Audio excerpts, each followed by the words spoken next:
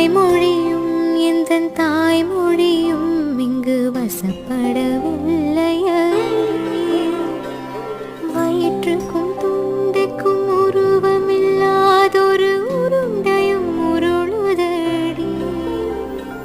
காத்திருந்தால் எதிர்பார்த்திருந்தால் ஒரு நிமிஷமும் பரிஷம்